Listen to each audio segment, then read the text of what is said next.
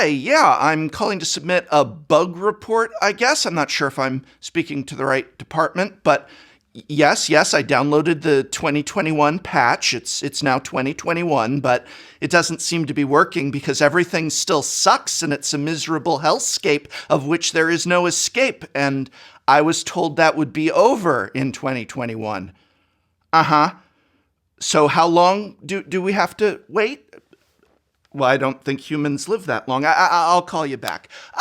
Here we are, the future. And many Magic the Gathering players ask all sorts of questions, and that's what we're doing today. It's a Q&A. It's been 2 years since I've done a Q&A video, so why not? All of today's questions come from Tolarian Community College patrons. If you are a patron and not already on the exclusive Tolarian Community College Discord server, you should go check it out. That is open to all patrons. That is where these questions are coming from. Let's just get right into it. Adrian and Prince Odd are asking, how are you? How you doing?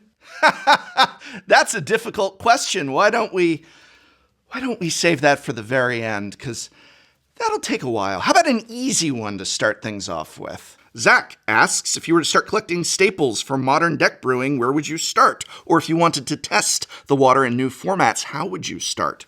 Excellent question. I feel that the best way to start a format that isn't standard, be it Pioneer, be it Modern, be it Legacy, is to put together Mono Red Burn or Mono Red Red Deck Wins, because it's cheap to put together, and while it may not be the type of deck you love to play, it lets you start playing right away. Legacy, especially, and Modern to a lesser extent, has a very daunting price tag, and a lot of people might say, oh, I want to play some wild deck like Esper, Control, or Jund, or who knows, but they look at the price tag and they say, well, not going to be able to do that today.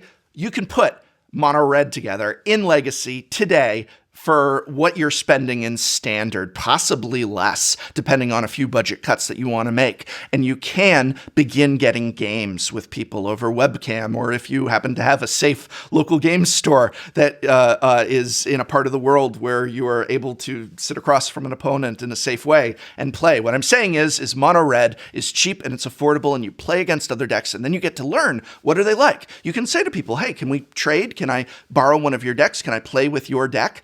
And it's how I discover and explore formats. As soon as I want to learn a new one, oh, Canadian Highlander, awesome one to check out, but I don't know the first thing about it. No problem. I put Mono Red together in Canadian Highlander and then start getting games and experiencing that format. Some Neuron asks, did you get to playtest the Legends like Josh Lee Kwai prior to its release? No, I've never been asked to playtest or even give feedback on any upcoming products or releases from Wizards of the Coast. This is something they apparently do with a lot of content creators and members of the community. A lot of people were invited to give feedback on Commander Legends. I was not. I understand. I don't know, maybe that's the one where it makes sense that they might ask me, but then they wouldn't like my answers? C. Maxwell asks, any predictions for next year? Let's keep that one to Magic the Gathering. My prediction, I made it already, but in case you missed it, it's Secret Layers. I am predicting at least or an excess of 52 Secret Layer drops in 2021, meaning that it will come down to being the equivalent of one or more per week. This is going to include bundles, any type of actual purchase this secret layer that they offer when they do those super drops, whatever. We're going to add them all up at the end of the year, and I'm predicting that we're going to get the equivalent of one a week. That's my prediction. Secret layers. So many secret layers! Royston asks, what are some ideas you've had for your own personal Jumpstart half decks? Well, you know what was missing from Jumpstart? It's the tribe that was missing from every single Masters set, Merfolk. There was no Merfolk half deck. I hope when we see Jumpstart 2 that in addition to many other archetypes, we see a Merfolk half deck. Come on, let's get those Merfolk. Out of all the decks you have owned for any format, which have stayed with you the longest, the shortest? Well, the shortest was my Leovold Commander deck, which I famously spent forever putting together, reading articles about, and then I played a total of one Commander game with it, won, and took it apart immediately afterwards because that is not how I want to ever play Commander again. It was a wonderful night with friends and my play group. I will never forget it, and I never, ever wanted to experience that nightmare again.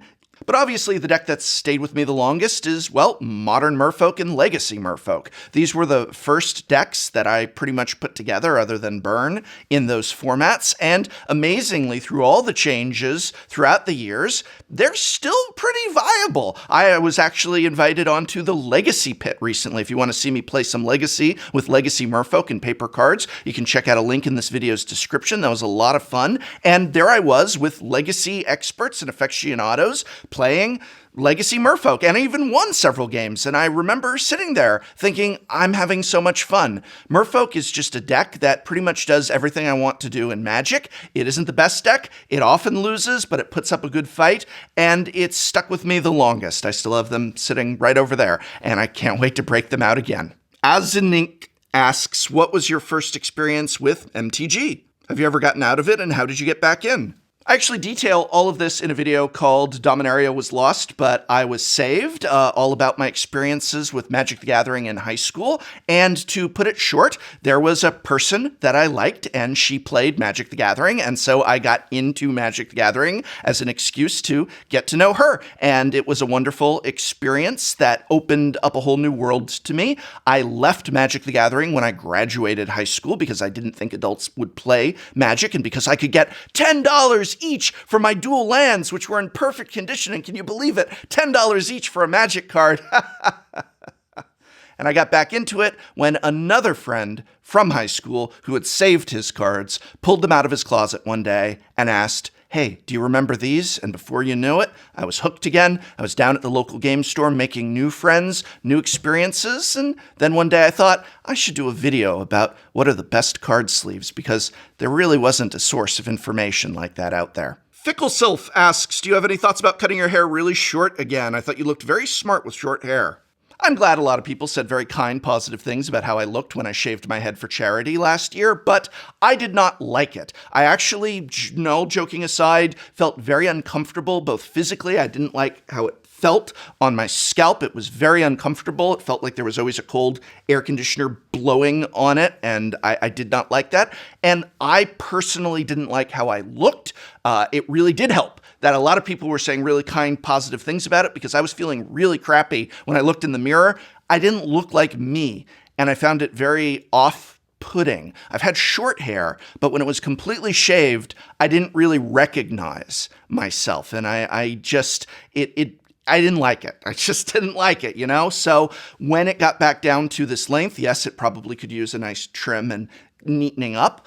I started looking like myself again, and I'm really glad that it came back, and that when I look in the mirror, I see me, even if I do get it cut up to the ears again, or even a little shorter, that it'll still have that recognizable me aspect to it. So I'm not saying never for charity. Certainly, it was really awesome that we all came together and raised all that money, and it was worth every hair. But no, I didn't enjoy it, and no, I don't plan to do it again anytime soon anyway.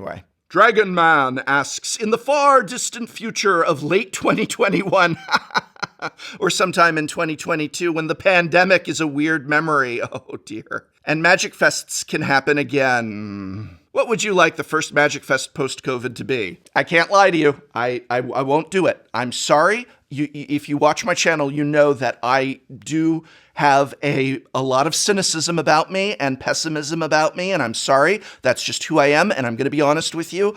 I don't see Magic Fests returning anytime soon. And by anytime soon, I mean 2021, 2022, 2023, 2024 even. I just don't see it happening. Now, if things change between now and then, I hope very much that my perspective changes. But as of today, where I am sitting in the world looking at what is going on, a giant GP-like gathering, a Comic-Con, things like that, if they happen, I'm not going to it. I just don't see it. And so I'm not feeling optimistic about the future of giant Magic the Gathering gatherings. I believe in that time, what we will see is a resurgence of the small, safe, and controlled get togethers at the local game store. I think that more than ever before, we will see in 2022, 2023, some of the greatest importance ever placed on the local game stores. That a lot of Wizards' philosophy just before the pandemic, which I truly believe, and again, they would dispute this, but in my heart, I believe they had meetings where they said, the game store is not part of our future anymore. It's fine if it exists, but we're not interested in doing a lot for it. And I think that's upside down, and I hope they realize that, because I think that what will be one of the most important things for Magic is that local game store heart and lifeblood of this game, especially since what will happen when we can once again be together will not be, all right, we're going to get 5,000 people in a small, hot auditorium with bad ventilation.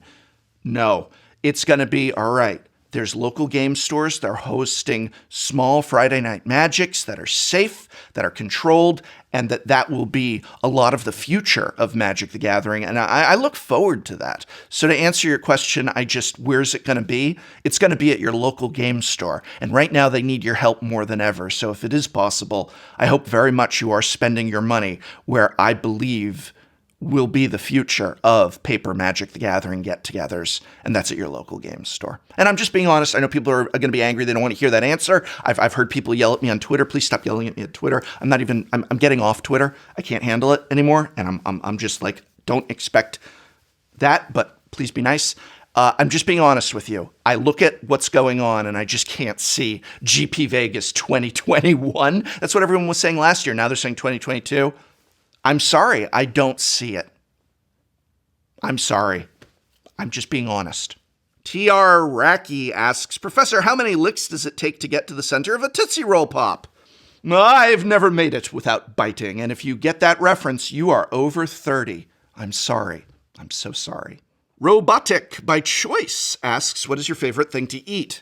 What's my favorite thing to eat? Carbohydrates. Daniel asks, do you ever enjoy playing multiplayer non-commander Magic? You know, I have a lot of friends that love to play what is essentially kitchen table melee Magic, where they just sit down with whatever deck they have, and we just sit in a circle, and it's kind of like Commander, but without any refined rules, and play. I don't really like it. I personally don't like the mismatched power levels that often come up, and we've tried, okay, let's keep it from certain pools, but there you go. Then you start the long path to having a format. They love it. They're very casual about it. Me, I only like multiplayer with Commander personally. I know there's other ways to experience that. And I mean, I have enjoyed them in the past. But for the most part, if it is going to be multiplayer, yeah, these days it's going to be Commander. My favorite way to play Magic the Gathering is still 1v1. I think it's really lost a lot of attention lately. I encourage people to check out 1v1. That's my favorite way to play. I like it in Pauper. I like it in Legacy. I like it in Modern. I even sometimes like it in Standard. But if I am playing multiplayer, I'm playing Commander. Mark asks, what's your favorite draft set or special set?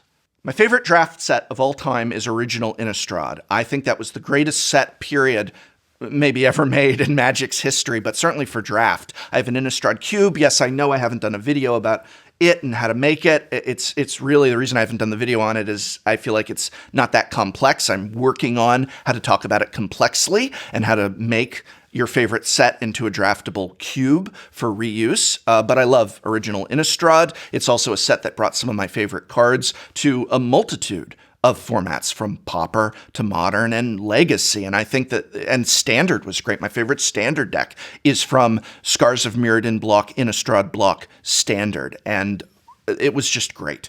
My favorite special set is Tough. I talked about that with friend of the channel, Shivam Bhatt, here, where we went over Conspiracy and Battle Bond and all of those wonderful sets. It's a little bit more nuanced there. You can check out that video for an hour-long discussion about them, but definitely it's a tie between Conspiracy, Battle Bond. I'd probably say Original Conspiracy. I'm just going to be It's so hard to pick a favorite, everyone. It's so hard. But yeah, Original Conspiracy is the one that I'd pick as my favorite specialty set.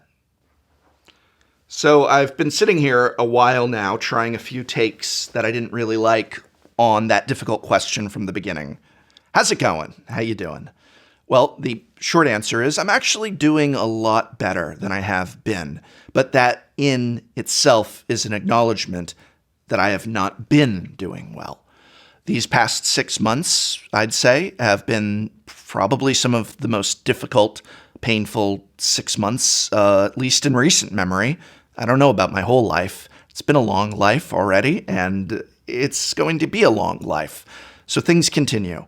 And as they go on, the wheel turns, and I see that light again. I really do. I'm doing well now, but it was hard. And I think that difficulty was certainly not unique to me. We all had our struggles, and we still have our struggles. And in so many ways, we struggle alone, but knowing that other people are also going through these difficult times, these personal battles, has a kind of sonic resonance of us being alone, but struggling together nonetheless. That's something that did help me through those days.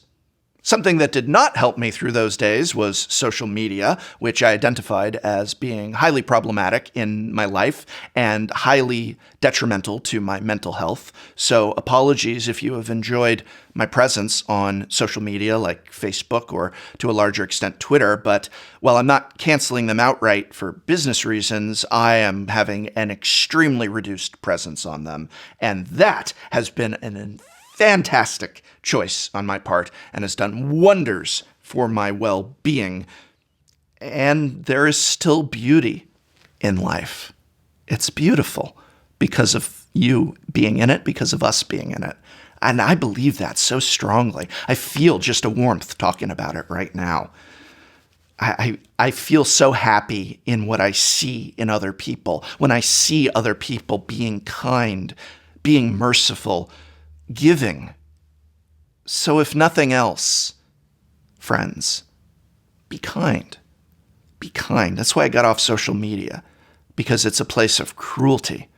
Deep, deep cruelty. Don't do that. Don't add to the cruelty. Listen to others when they say they hurt. And if you hurt, speak up to the others in your life. That's a very important one too. And I don't think it's an empty platitude to say we will be together again. I'm sorry my views on Magic Fests are so pessimistic. I know everyone's going to be yelling at me in the comments. But I do believe we'll get through it. And I do believe we'll be together again. And when we do get through it, it will be because of all of you. So for that, for getting me through it, for getting the people in your lives through it, and most of all, for getting yourself through it, especially that last one. Thank you.